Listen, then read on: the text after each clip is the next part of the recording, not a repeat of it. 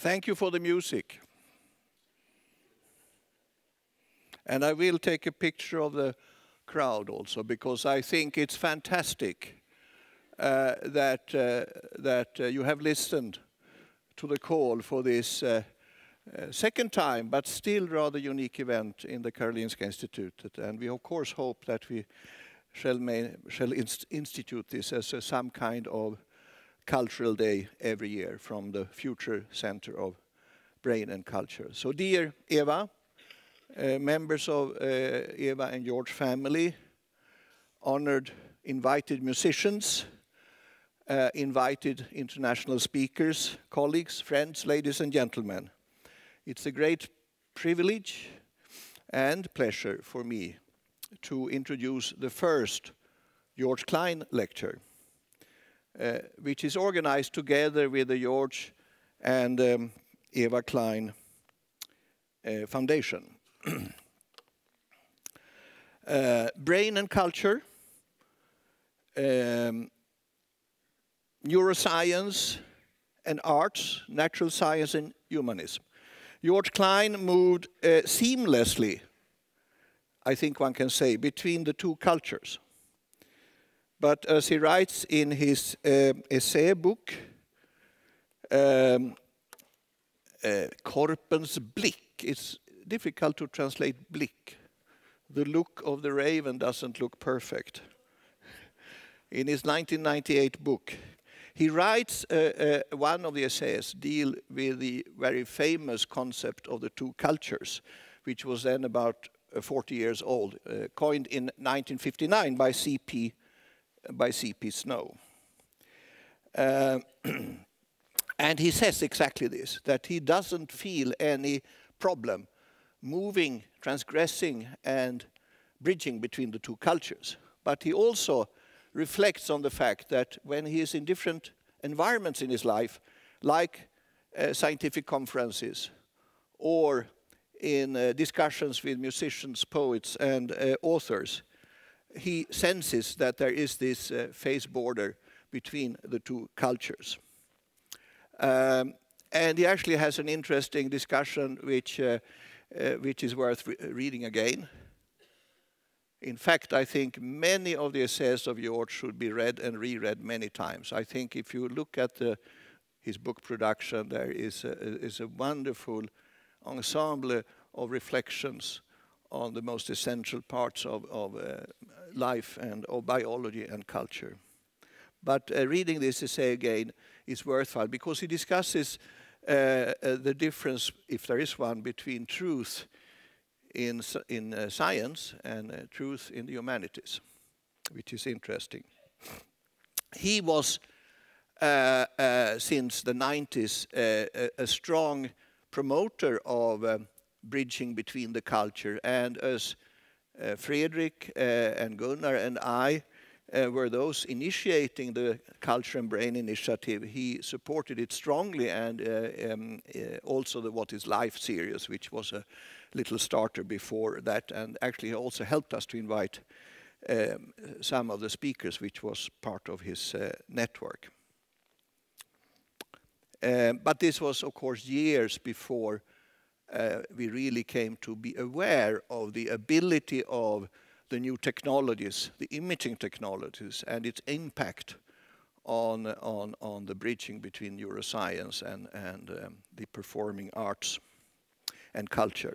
For those who might not know, my name is Ingemar Ernberg. I met Georg Klein the first time in 1970 as a 3-year-old medical student at this institute. I had an intense 30-minute personal meeting with Georg Klein, and he showed a great interest in me, but particularly he was extremely eager to convince me to start doing research at his department, and he gave the impression that this was the most important thing one could do in life. I walked home with 20 scientific papers and manuscripts that same day, which I was supposed to read until the next week when the decision was going to be made. I did not understand much. It actually took me about 2 years before I could really read this paper and get much out of it. But I caught something. I caught the atmosphere. I was captivated by the atmosphere, the intensity, the intense presence of the personal contact with Georg Klein. He had this, look at this picture, in fact. I think it's a fantastic portrait of Georg. I think it says a lot about the Georg that many of us admired and admires and came in contact with. And he could look at you in a very convincing way. So I started at the Department of Tumor Biology 47 years ago when I was still a medical student. Professor Georg Klein at our institute then died on the Nobel Day last year, December 10.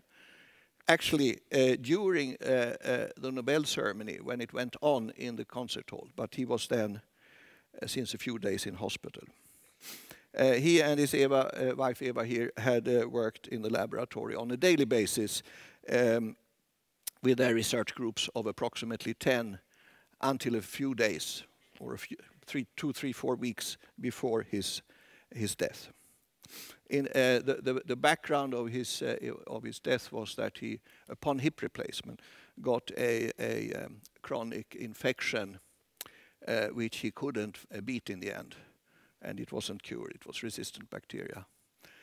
But it's interesting also to follow Georg Klein and have discussions with him during these last years of his life, or year of his life, when he was struggling between wanting basically to leave and still could be motivated to go on for another week or month because there was going to be a brain and culture symposium last April, etc., etc. So he sort of lived by the month. But most interesting was his attitude to his survival period during difficult pain and problems, namely that he said, my brain is going to take over my body and control these things. And I mention that because then Lisbeth Sachs, who is here in the audience and actually member of one of our culture board, had written before Georg Klein died a book on survivors.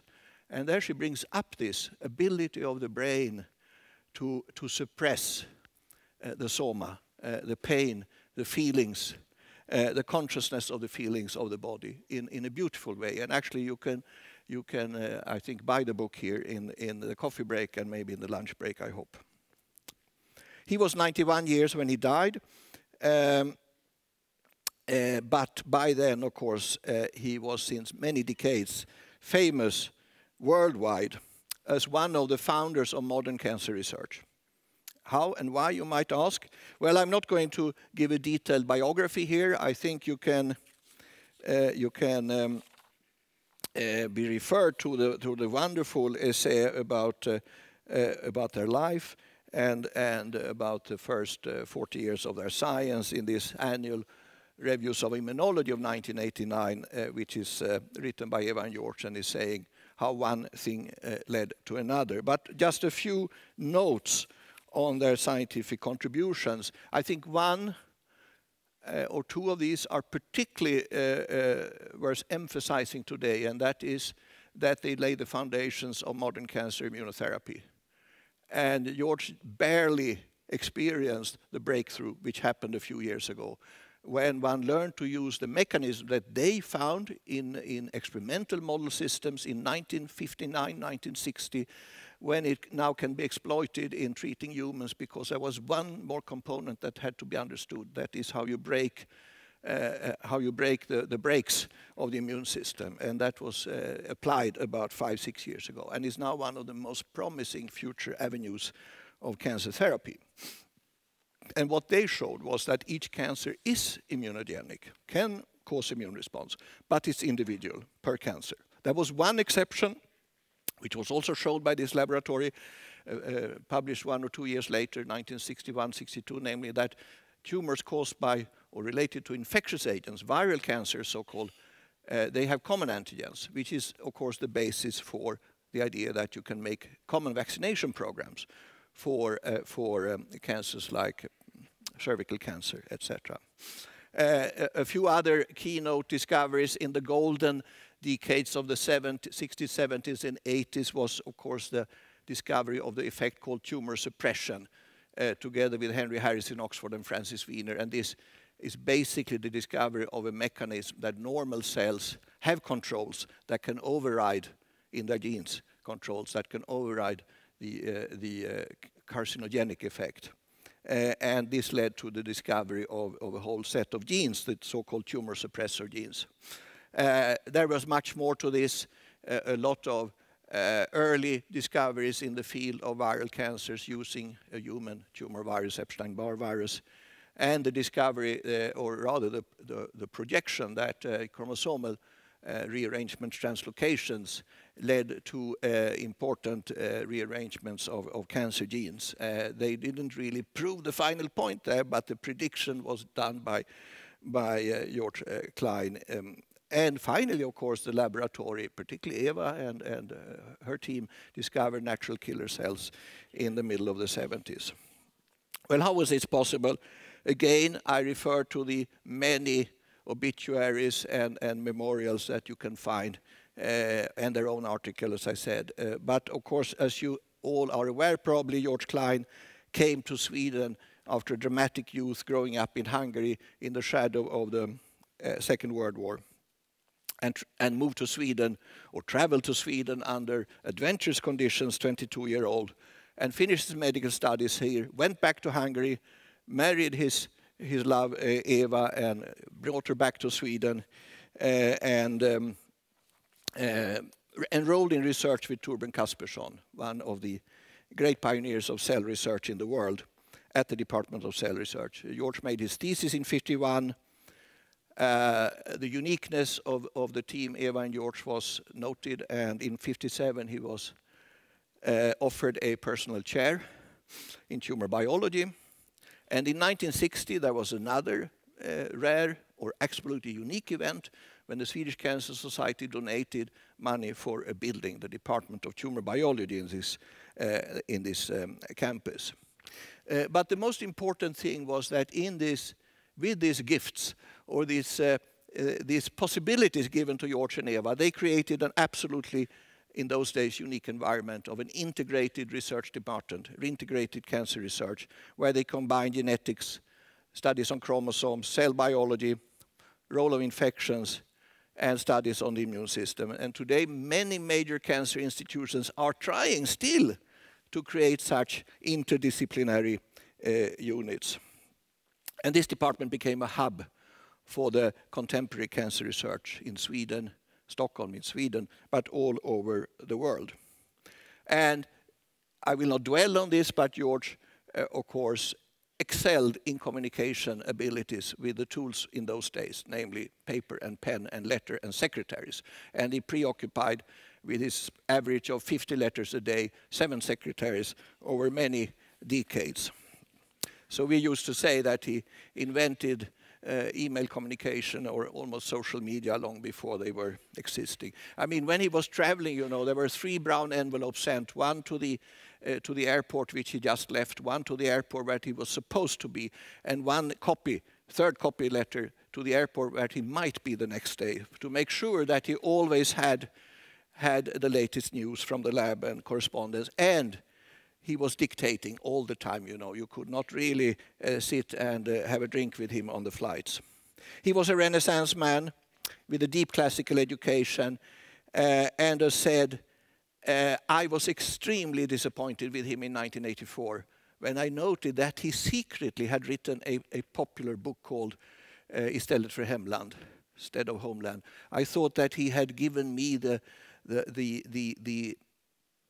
inspiration that it was science, science, and science, and then he was wasting time on writing books, you know. But in fact, that became a great thing, and it's there we could see how he was bridging the two cultures in his own life in these fantastic 12 or more books that was published since 1984. And 2015 came the last of these, the interesting one on resistance, which made Bonniers give him the prize for the best essay essay books in the literary world. And I think the motivation is a bit difficult to translate, but it's for a healing authorship, so they refer to all his books, where the meeting between measurable natural science and knowledgeable humanism mirrors the art of living.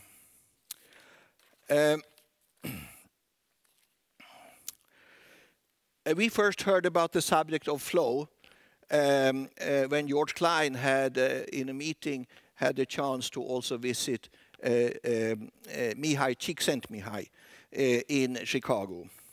And he circulated an article on flow in the mid-80s to all his students and some collaborators over the world. Georg was extremely fascinated by this topic, and also we got quite hooked on this. And all this exploded, this interest exploded in 1990, 92, when first Professor Mihály, Csíkszentmihályi, published his comprehensive book on the flow concept in 1990.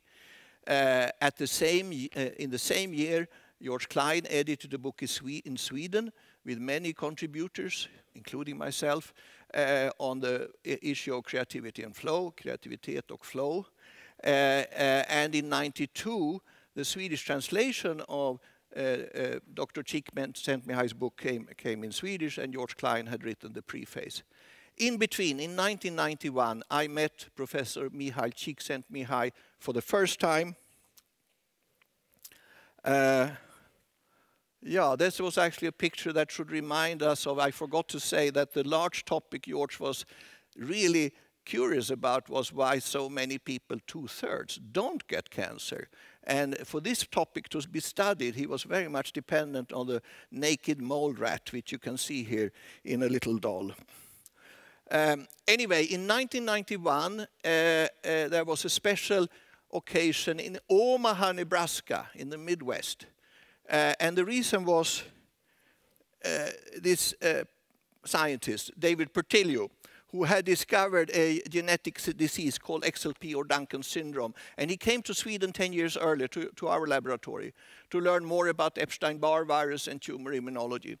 And after that, he recruited not half, but maybe 1/3 of our department to Omaha, Nebraska, when he became the chair of pathology there. I never quite got how well Eva and Georg thought about that, but it was no doubt that there was a satellite section called Tumor Biology West. And in 1991, as a grateful gesture, they offered Eva and Georg an honorary doctorate. And these are the photographs of Georg and Eva after their honorary doctorates in Omaha, Nebraska. I was actually there 2 weeks ago to check this up, you know, so that's a fresh picture.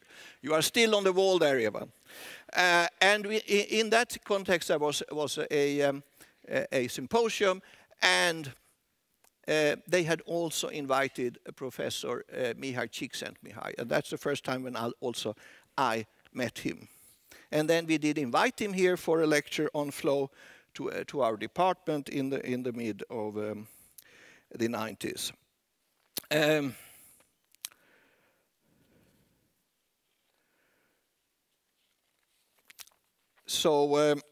Since then, Georg continued to be very interested in the flow concept, and he introduced Swedish scientists to Csíkszentmihályi and to the flow concept, including, I think, Fredrik Ullén, who started to work on issues, and his team on issues related to flow, partly thanks to Georg. And the last hallmark in this chain of events on flow was that in 2012, Georg Klein edited a new book with different authors on creativity and flow in Swedish.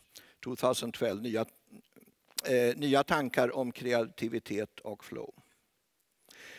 Georg was very meticulous in teaching us to pronounce Mihály Csíkszentmihályi's name. So it was probably 10 times he told me. I'd made a little mistake in the nuance, but of course they came from the same culture in Hungary and Central Europe, and Georg knew exactly how the name should be pronounced. In fact, Georg knew at least 7 languages on top of everything else. So the pronouncing is as follows, and I will teach you all now. It's Georg says, cheek, sent, I mean, like shipping, you know, sent, me, high. Well, cheek, sent, me, high. And now, of course, I will invite Professor Csíkszentmihályi to the podium in a few seconds, and he can correct me for the last time, I guess.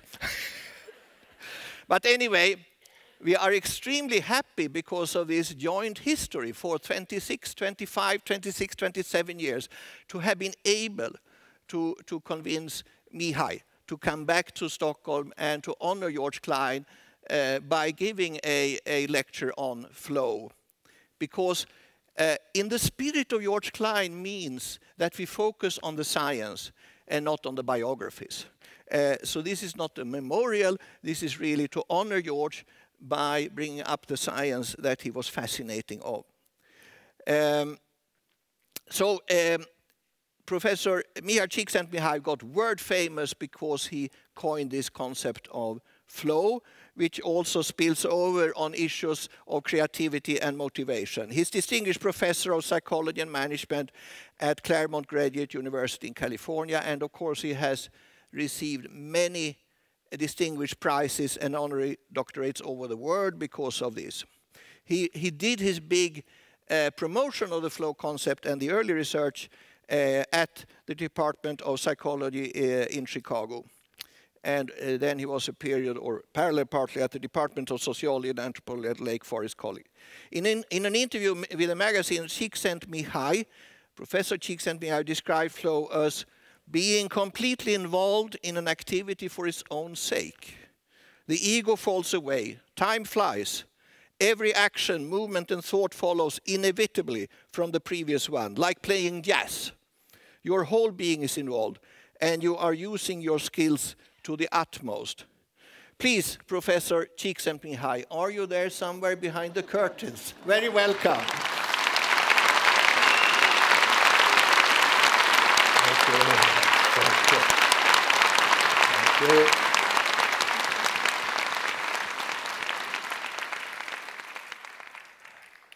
Thank you very much. I feel humbled and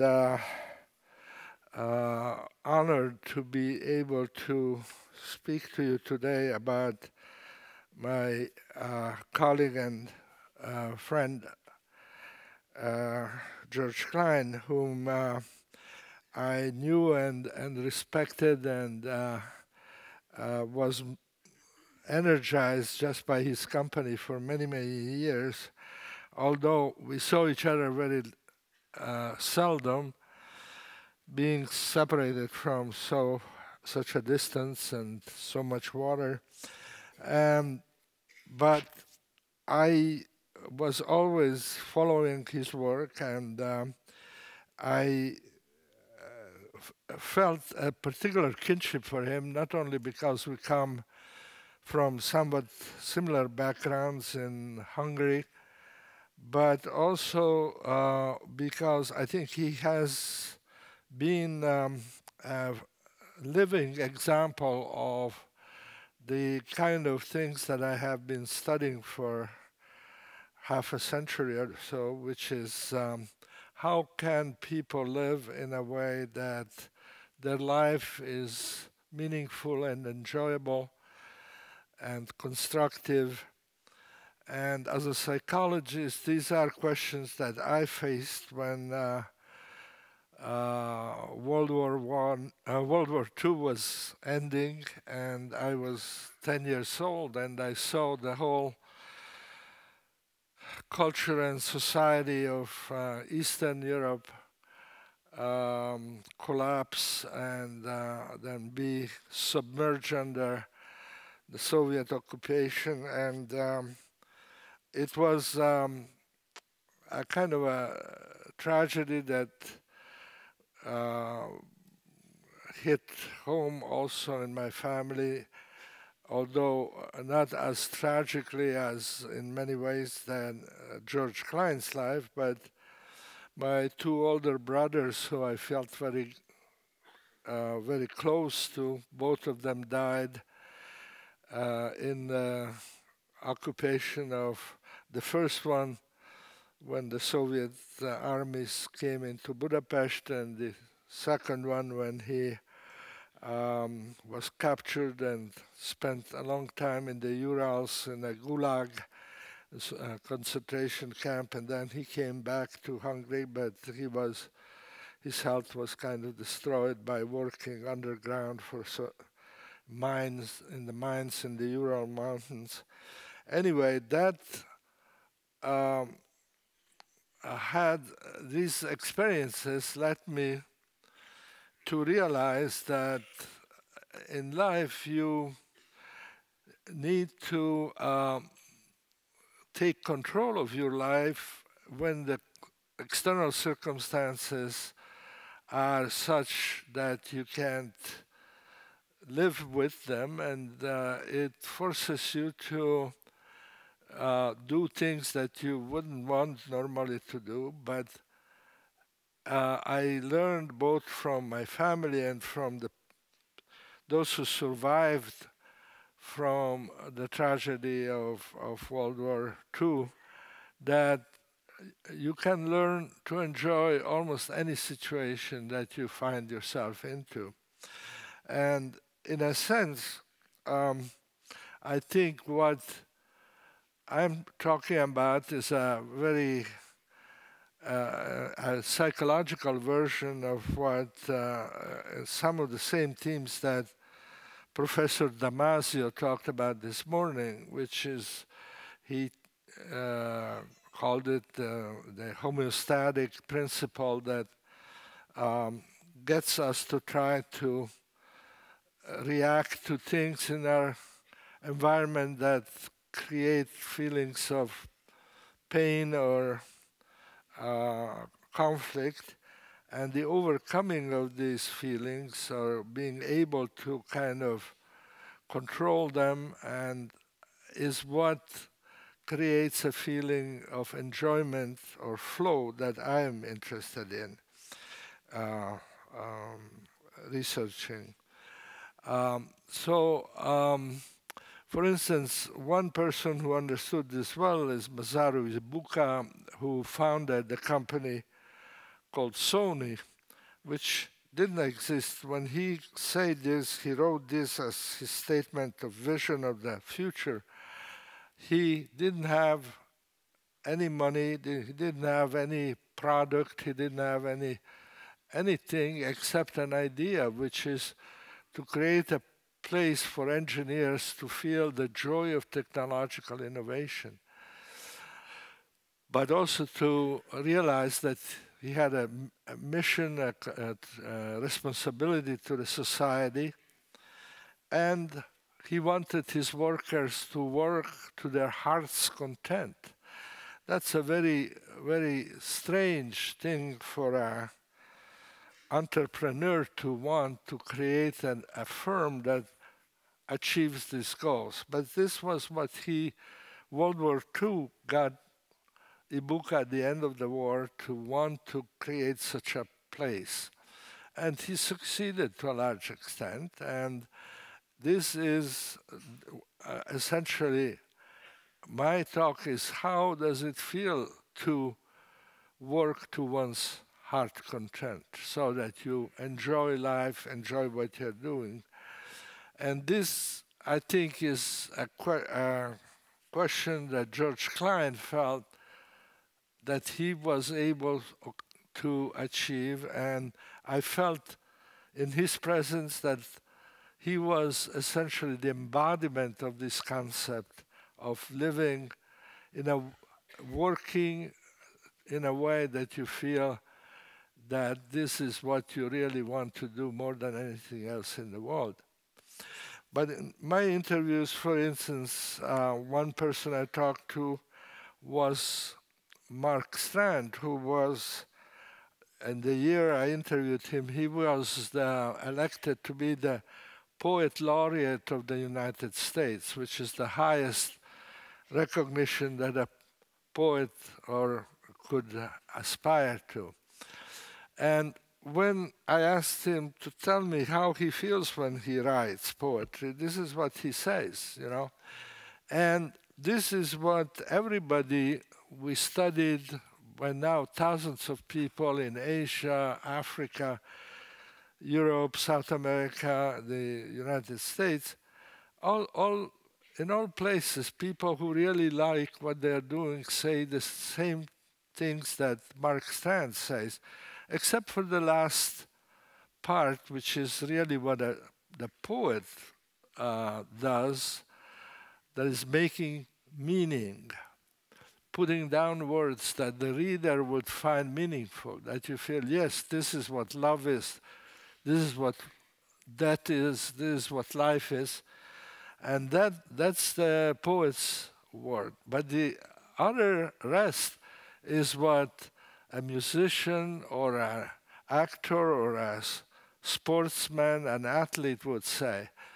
You are so much into what you are doing that you lose sense of time, and you are completely enraptured what you are doing right now.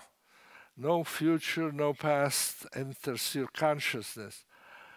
It's just an extended presence in which you do what you're doing, what you can do well. For the poet, it's making meaning by putting words together in ways that nobody else had done before. Here is another person I interviewed in my work. You probably haven't heard of Joe Gall, but he was a cell biologist. But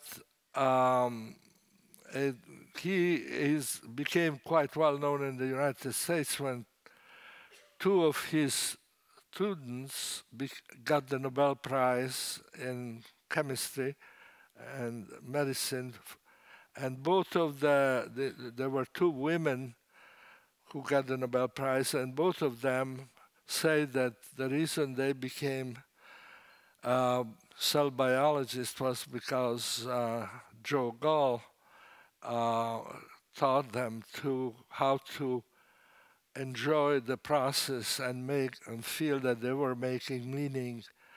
You see, Joe Gall says it's a beautiful process. He sits all day in front of a microscope, and for hours at a time. And people think it's kind of crazy to be so involved in what he sees when all he sees are molecular structures moving like this. I had another person I interviewed, which I don't have a slide, but Vera Rubin. She's a famous astronomer in the United States. And she says exactly the same thing that Joe Gall says, although she's looking not through a microscope, but through a telescope. And what she discovered is that some of the galaxies don't turn clockwise, but they turn counterclockwise. And she became famous by trying to explain why certain universes, certain galaxies go one way and the other way. But the thing is that here is a man who is looking within the cell, and Vera Rubin is looking in the cosmos, and they both feel that what they're doing is a beautiful process. It's like a video game, it says, except much more interesting. And you can do it all your life, and it's always new. And that was one person that knew what flow was about. And another one, it's strange. I wanted, okay, somewhere here, there is hidden in this universe that I don't understand, there is hidden a picture of Georg Klein, which knew what flow was more than anybody else. Let's see if the, oh yeah, here he is. And when I asked him how he felt when he was in his laboratory looking at cancer cells, which to me seemed like a kind of depression-inducing work, he says, when I can really focus on what I'm doing in my lab, I feel like a deer running through a hillside full of flowers. That was a talk we had 27 years ago. Yeah, okay. And that was when I realized that Georg Klein understood flow and was living it to its fullest. But so the question is, okay, so what is flow? One of the kind of phenomenological elements that is what you feel is that your attention is so focused, you are so deeply involved in something that you don't notice what happened around you, you don't notice how tired you are, and any of those things. Complete involvement with something, okay? It could be music, it could be poetry, or it could be the laboratory in which you are working and you're trying to understand what's going on, or you're looking at a telescope to understand the movement of galaxies. The world is fantastically full of interesting things and things that we are mysterious unless you understand them. And that process of trying to understand the mysteries of the world, in a way, is what flow is about. And that's why children are in flow most of the time in a normal environment where they can explore, they can learn, because the experience of learning about the world is something that they know, they enjoy. They don't know that they enjoy it, but they are so involved in it that it's, in a way, the highest form of flow, which unfortunately many people over time, as they grow older, forget. Here is, for instance, a chess player explaining that the concentration is, you never think of it. You are just so focused on what your next move should be that even if the roof fell in, you would notice. And actually, I spoke, for instance, to other people for whom actually the roof did fell in and they didn't notice it. Actually, we'll talk about it later. But anyway, then after the concentration reaches a certain point, you don't even think about what you have to do next. You are just doing it almost automatically because you know enough about what you're doing that you don't have to think about it, and it's going almost automatically. For instance, here is a rock climber who is going up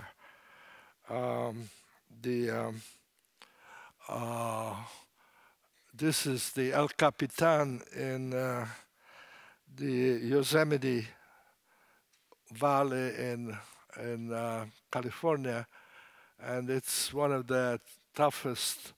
Takes a day to go all the way up. But what he's describing is very typical of rock climbing, which is one of the sports I used to do about half a century ago. But it's about feeling part of what you are doing to the point that you are not even thinking that you are doing this thing. You are just part of a process which is logical, difficult, but as you're solving it, you feel that you are alive and you are able to do something difficult. You don't think about that, you feel it. This morning, Professor Damasio was talking about the feelings that we have that prompt us, motivate us to act, and how behind all of these feelings there is the process is that of finding to balance yourself with the world around you. And that is, in a sense, I haven't heard him talk about this particular issue of homeostasis that he talked about this morning, but it is very much the part of flow is that you are doing something that needs a solution that is difficult, and you're doing it, and as you're doing it, you experience life, that you are really alive. Okay. And when you are in this situation, you don't worry much about failing. Like the rock climber can't afford to worry about failure, but the poet is also sure that if he tries hard enough to find the right rhyme, he will find it. And that's because the process is very clear, and you know that it's, in principle, there is a solution. These are bicyclists going through Tour de France, or one of the famous cycling tours. And one of them, who was interviewed by my student, Susan Jackson. So this cyclist says, you feel that nothing could stop you. You are ready to continue.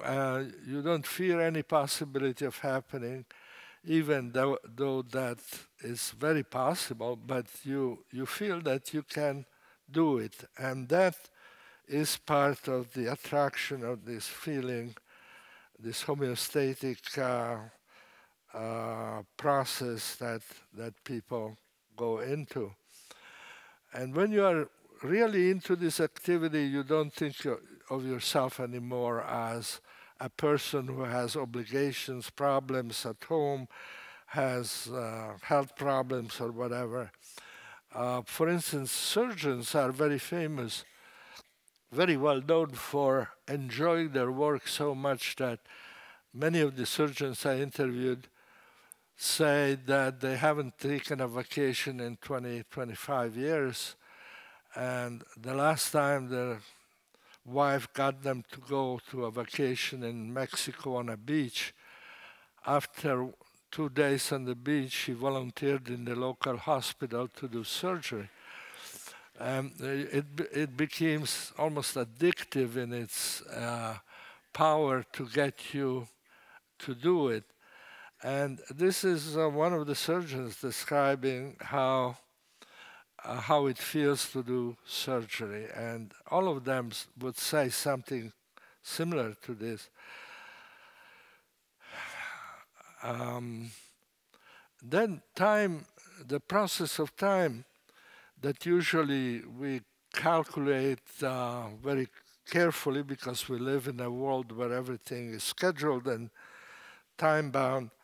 But during flow, time becomes very different. For instance, here is what used to be called a disco dancer in the 70s. And she says, there are two things. When you stop, it looks like it went very fast, like hours pass by in minutes. But when you are actually in the activity, then it looks much time seems to stretch. And actually the most amazing descriptions of this process I heard was interviewing Olympic figure skaters. You know, a figure skater does this triple lutzes and whatever, this jumps in the air and then lands and continues with the music. And they say that when you are doing one of these twirls in the air on skates, it seems like almost 10 minutes because every every fraction of the second registers. You are so your mind is so focused on what you're doing that the normal experience that we just take for granted and don't pay attention, it's broken up and you feel like you're doing. And this is true not only of dancers or skaters, but it's true of poets and athletes and scientists and the surgeons, you know. And when you have these conditions, the experience becomes what the Greeks used to call autotelic. Aristotle talked about autotelic experience as being something where the goal is just to do the thing. No, you don't do it to get something later, to get money for it or to get fame. You do it because you want to do it, okay? And that's what autotelic means, is self-goal, a goal in itself. And for instance, I talked to a composer, American composer, who mostly who spent a lot of his time by training young people in music.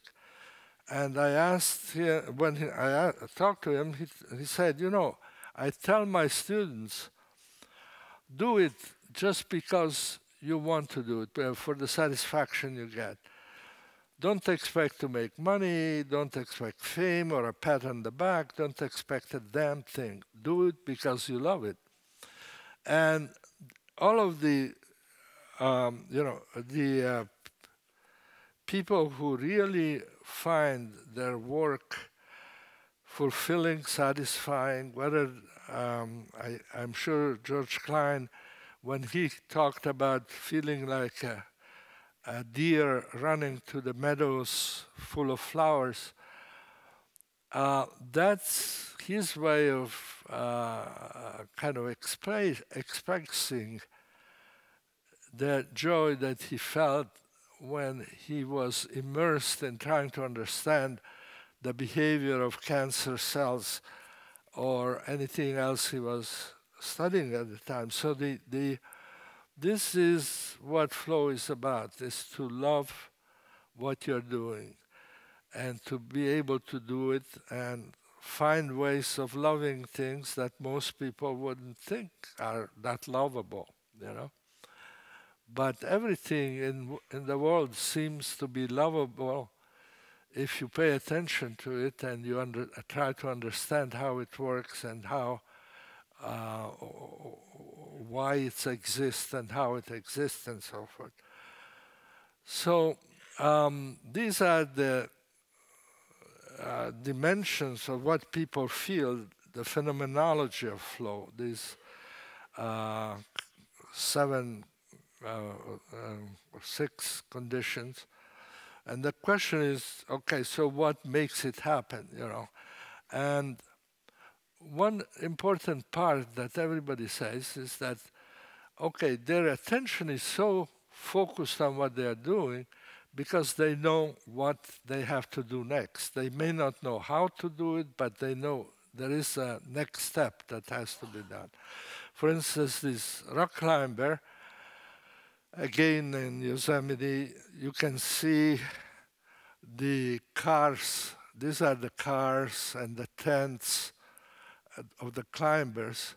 And this, it takes about a day to get to the real top of this. And the climber says, you know, every move creates the opportunity for the next move. And that's very important, because if you try to reach too high up, after a while you get very tired. Your arms start being useless to you. But if you reach too low, then it takes you not a day but a week to get on top. So you have to manage every move, and every move is a problem to solve. You have to find out what's the right place to put your foot, where you put your fingers, and so forth. And important thing about flow is that you get feedback to your actions. That is, you know whether you are doing right or wrong. The climber knows that he's doing right because he's not falling down, 200 meters, 500 meters. He's still on the rock, and he's a little bit higher than he was before.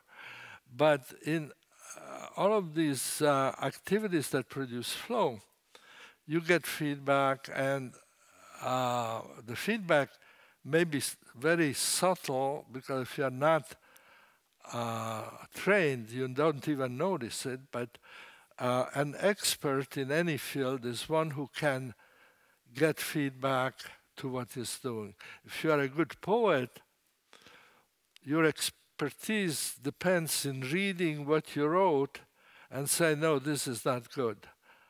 And saying, let me try again, let's try again. So the feedback is the ability to know, to tell good from bad in what you're doing.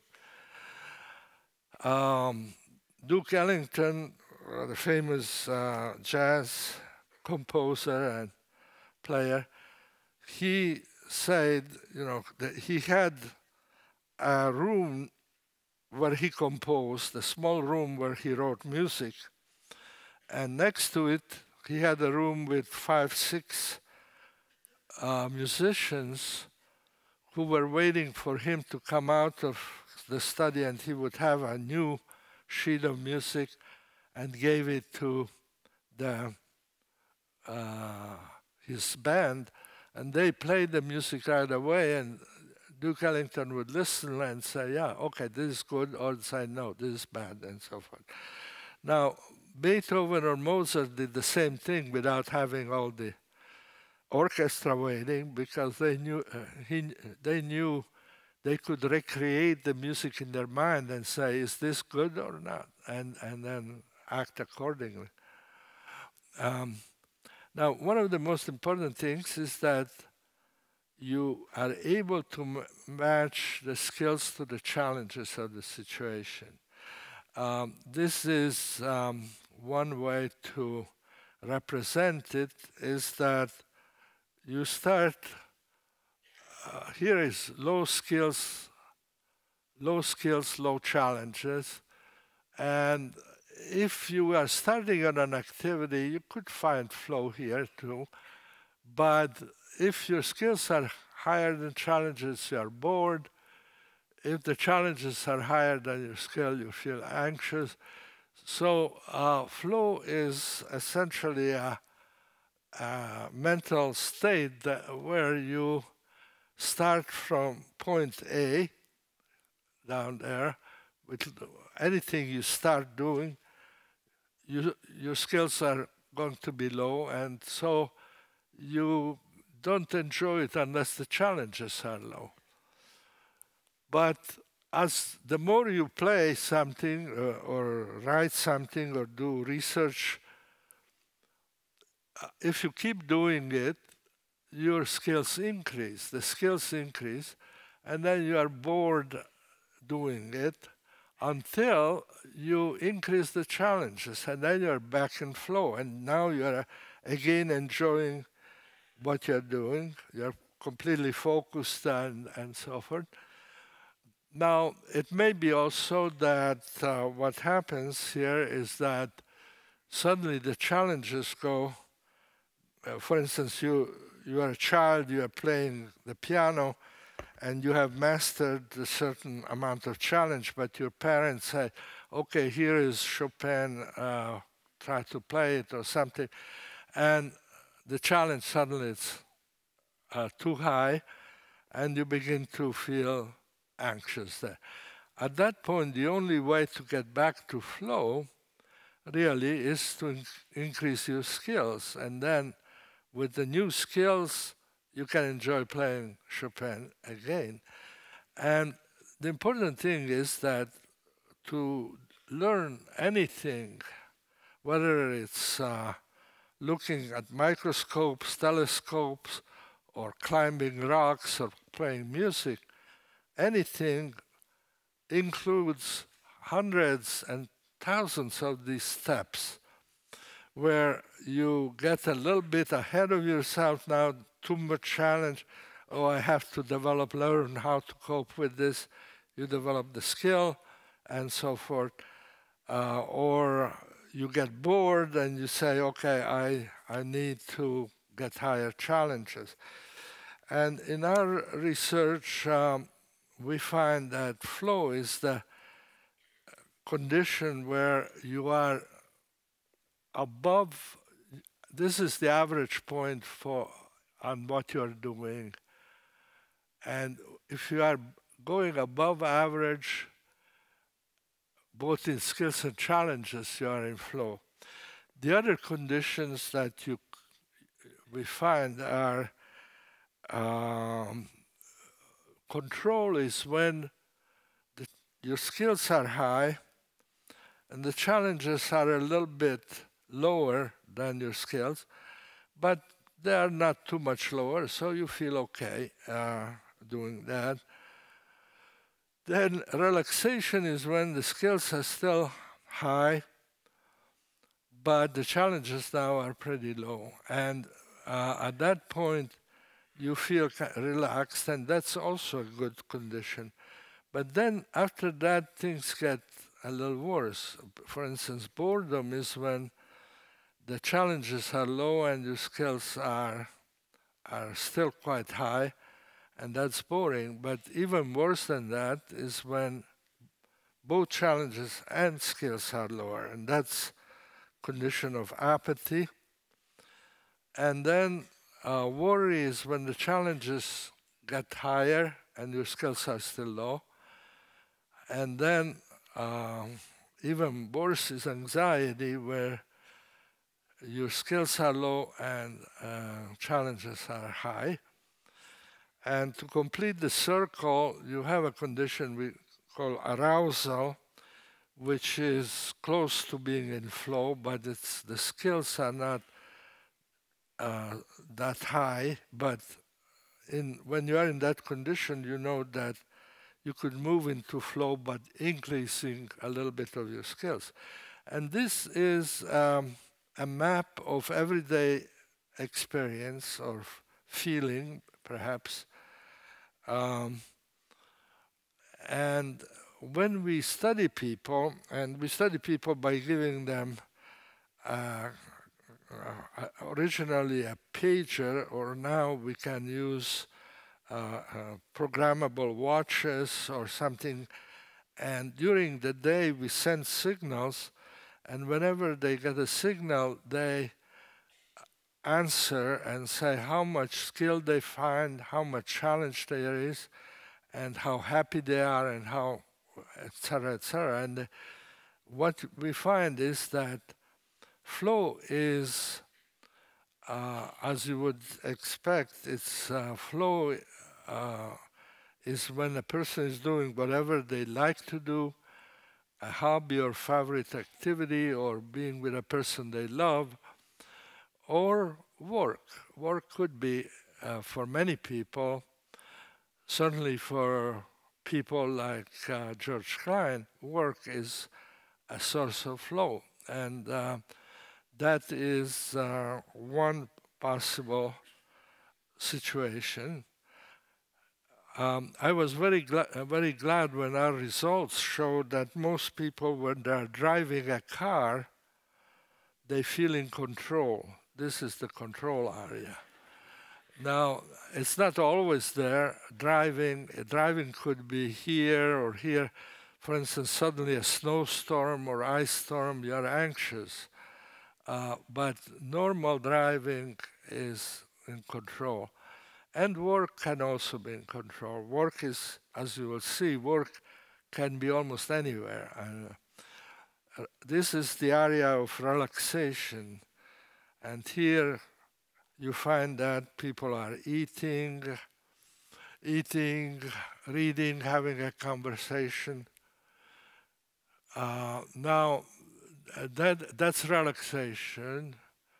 Now, boredom is the next area, and boredom is, again, work appears here, but household chores is one of the major, cleaning the house, cooking, and many other everyday household things are boring. And the next is apathy. And apathy is watching television, sitting in the bathroom, not having anything to do. It's typically a condition people report as being low on everything. Now, as the challenges start going up again, work is there, and family problems, the children are not home yet, they should be home, or we can't pay the whatever we need to fix in the house because we don't have enough money, whatever. Those kind of everyday hassles, those problems that we can't resolve, create a sense of worry. And then anxiety is, again, work. Stress at work is often provides anxiety.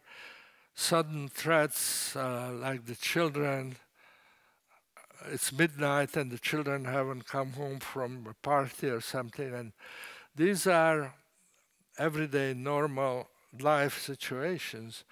And then finally, arousal when you have some new task that you are learning, and again work. And you see work being featured all around, at least in 6 out of these conditions. Work is often present. At work, these conditions are present. And in a sense, that's because we don't expect work to be enjoyable. Work is supposed to be productive, but not enjoyable. And in a way, it's very fortunate for some of us, and here again, Georg Klein was a pioneer in my experience, showing how much you can really enjoy your work, even when nobody who doesn't know that work may think that would be something you would enjoy. Now, I should perhaps stop here, but I have a few more slides, and since we have seen slides of I want to show this, which is actually from work done here by colleagues Frederick Uhlen's group. These are all people who work here in this building. And what they find is that people, that this organ within the middle of the brain is very implicated in producing flow. This is the striatum, and one of the things the striatum does is produces dopamine and sends it to different parts of the brain. And whenever the dopamine hits that part of the brain, you feel excited, good, and enjoy what you're doing. And apparently, people who get into flow easily have more they have more areas from the dorsal area and the caudal area of the striatum generating and producing dopamine, and that's all that produced from the caudal and the dorsal area. The dopamine goes to receptors in the brain which have to do with effortful, concentrated, hard work. And so you you have a biological substrate, a biological mechanism developing which will allow you to enjoy things that require hard work, because your brain can send these rewards to it. Another kind of study that was interesting was with chess players, and it's interesting to look at chess because you can play it on the computer now, and you can get a huge sample of players. And in this study, we studied over 3,000 games produced by people all over the world on the net. And what you find here is that at the end of, we asked people who played to rate how much they enjoyed the